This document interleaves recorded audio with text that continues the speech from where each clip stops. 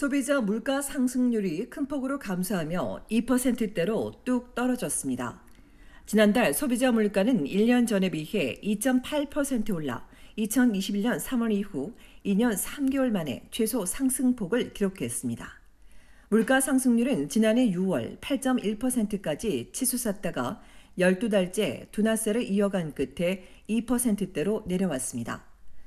5월 상승률이 3.4%였던 점을 감안하면 둔화 속도가 크게 빨라졌습니다. 다만 지난달 큰 폭의 둔화는 휘발유 가격이 22% 가까이 떨어졌기 때문이며 이외 통신비도 15% 낮아졌습니다. 그러나 식료품 물가는 떨어질 기미가 보이기는커녕 오히려 상승하며 고공행진을 이어가고 있습니다. 앞선 5월 9%에서 6월엔 9.1% 올랐습니다. 제과 제품이 13% 뛰었고 육류 7%, 유제품도 7% 올랐고 과일은 포도 가격이 30% 폭등하며 10% 올라 5.7%였던 5월에 비해 다시 큰 폭으로 상승했습니다. 외식비도 7% 상승했습니다. 식료품 물가는 2년 동안 20% 가까이 급상승했습니다. 자동차도 2.4% 오른 가운데 기준 금리 폭등에 모기지가 무려 30% 껑충 뛰었습니다. 한 달 새 여행 경비가 크게 올라 숙박비 12%, 항공요금도 8% 상승했습니다. 주별 물가 상승률을 보면 온타리오주 2.6%, 브리티시 콜롬비아주 3.5%, 퀘벡 3.6%, 엘버타주는 1.9%입니다. 에너지를 제외한 물가는 4.4%, 식료품과 에너지를 제외한 물가는 3.5% 올랐으며 무엇보다 주은이 주시하는 지표 3가지 중 하나는 여전히 5% 이상이고 나머지 2개도 이제 막 4% 아래로 떨어진 수준입니다. 이에 전문가들은 이런 지표가 여전히 주은의 목표치보다 2배 이상 높고 에너지 가격이 다시 들썩이는 데다 강력한 고용시장까지 이어지면서 향후 인플레이션은 다시 3%대로 오를 것이라고 예상했습니다. 현재 캐나다의 기준 금리는 22년 만에 가장 높은 5%입니다.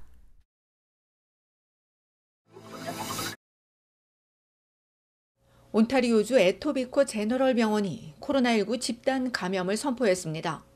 감염 환자가 정확히 몇 명인지 공개되지 않은 가운데 병원은 감염이 확인된 심장병동의 경우 원격 측정이 가능한 환자를 제외하고 어제부터 신규 환자를 받지 않고 있다고 밝혔습니다. 토론토 공중보건국에 따르면 이틀간 확인된 감염자 수가 2명 이상이면 집단 감염으로 간주됩니다. 병원은 의료진과 환자에 대한 검사와 이동 제한, 위생 및 청소 강화, 방문자에 대한 거리 두기 등을 진행하고 있으며 의심 증상이 나타나면 바로 보고하도록 권고했습니다. 전문가에 따르면 코로나가 인플루엔자와 후두염을 유발하는 파라인플루엔자 등의 전염병과 함께 병원에서 계속해서 나타나고 있습니다. 이전만큼 빈번하지 않고 치명적이지도 않으며 감소세이긴 하지만 여전한 것으로 알려졌습니다. 코로나 집단 감염이 발생한 병원 숫자는 지난 1월 15일 35곳에서 이달 8일 7곳으로 줄었습니다. 이런 가운데 올가을 코로나 부스터샷을 맞아야 한다는 권고가 나왔습니다. 국립접종자문위원회는 확진이나 백신 접종 후 적어도 6개월이 지났다면 겨울 오기 전에 새로 나온 부스터샷을 접종해야 한다고 발표했습니다. 새로운 일가 백신은 오미크론 하위 계통이 표적으로 특히 고령자나 장기 요양원 거주자 등 고위험군과 기저질환자 등 취약계층은 맞아야 합니다. 지금껏 감염되지 않고 백신만 맞은 사람에게도 올가을 추가 백신 접종은 매우 중요합니다. 현재 화이자와 모더나가 연방보건국 승인을 위한 절차를 진행 중이며 검토 완료 후 접종 가이드라인이 제공될 예정입니다.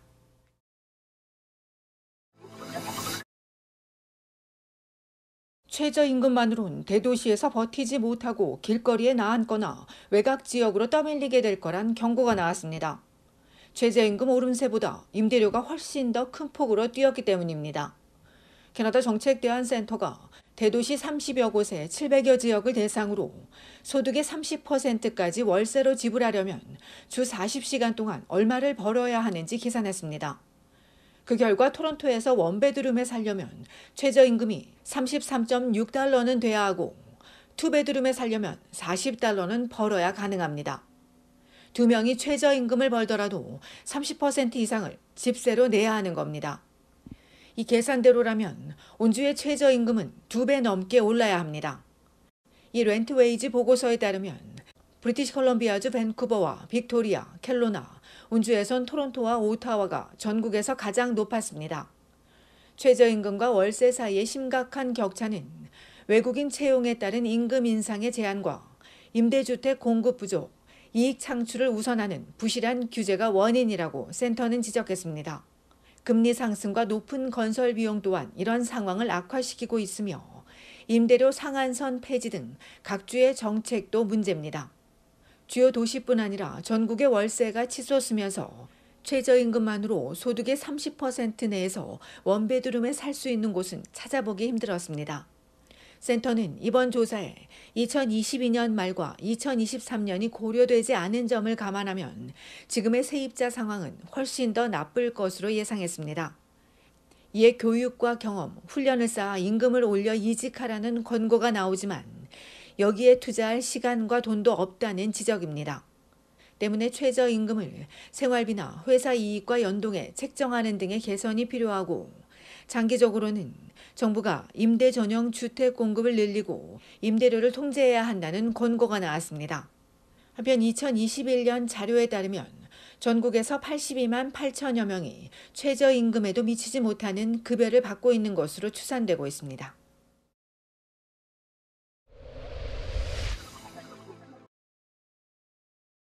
연방식품안전청 CFIA가 프라임 에너지 드링크에 이어 카페인 함량이 높은 에너지 음료를 추가 리콜했습니다. 리콜 제품은 3D 알파랜드와 G-Fuel, 스팅, 5-Hour 에너지 음료, 그리고 셀시우스의 건강보조식품으로 캐나다 카페인 함유 규정 수준을 넘어 다량이 들어있거나 영어와 불어 표기 등 당국의 규정을 준수하지 않았으며 온라인과 전국의 오프라인 매장에서 팔렸습니다.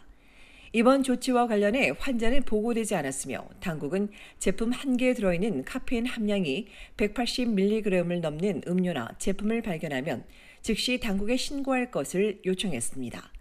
한편 이번 리콜에서 프라임 하이드레이션은 제외됩니다.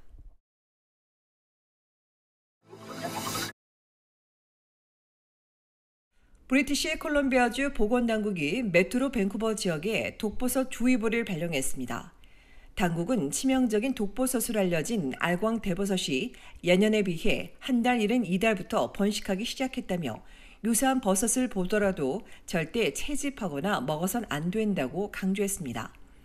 보통 8월부터 11월까지 도심 전역에서 발견되는 알광 대버섯은 일반 식용버섯과 생김새가 비슷해 전문가가 아니면 식별이 매우 어려운데 최근 밴쿠버 키틀라노 포인트 지역에서 어린이 한 명이 이 독버섯을 먹고 병원 신세를 져야 했습니다.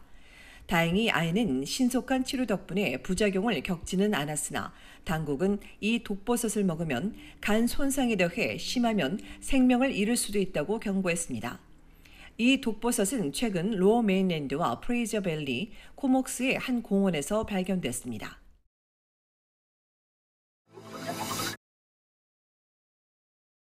음식 배달을 하던 아르바이트 남학생이 차량 절도범들에게 폭행을 당해 숨지는 안타까운 사건이 발생했습니다. 온타리오주 필 지역 경찰에 따르면 지난 9일 새벽 2시 10분경 배달을 하던 20대 남성이 미시사가 브리타니아와 크레딧뷰 로드에서 자신의 차량을 강탈하려는 여럿과 몸싸움을 벌였는데 이 과정에서 집단 폭행을 당해 방치됐다가 병원으로 옮겨졌으나 지난 14일 끝내 숨진 것으로 알려졌습니다. 숨진 남성은 2021년 캐나다에 유학을 와 브램튼에 거주하며 생계 유지를 위해 성실히 일해온 24세의 유학생이며 현재 고펀드미 사이트에서 모금 운동이 진행되고 있습니다. 이날 강탈당한 차량이 올드 대리와 올드 크레딧뷰 로드에서 발견된 가운데 경찰이 목격자와 대시캠 동영상 등을 제보해 줄 것을 요청했습니다.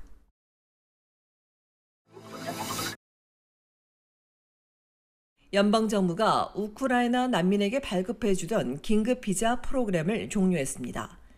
러시아의 우크라이나 침공 전쟁 이후 캐나다는 우크라이나인의 탈출과 정착을 돕기 위해 긴급 비자 발급을 시행해 올 3월 말에 종료할 예정이었으나 이달 15일까지 한 차례 연장했으며 이 기간 신청자 110만여 명 중 80만여 명에게 비자가 발급된 것으로 알려졌습니다. 이 긴급 비자는 난민 지위가 보장되는 건 아니고 3년 동안 캐나다에 거주하면서 일을 하거나 학교에 다닐 수 있는 비자로 비자 발급은 종료됐으나 비자 소지자는 내년 3월 말까지 캐나다 입국이 허용될 예정입니다. 연방 이민성이 기존 이민 프로그램을 통해 우크라이나인을 지원하는 방안을 모색 중이라고 밝힌 가운데 긴급비자 소지자의 실제 입국 비율은 21%에 그친 것으로 알려졌습니다.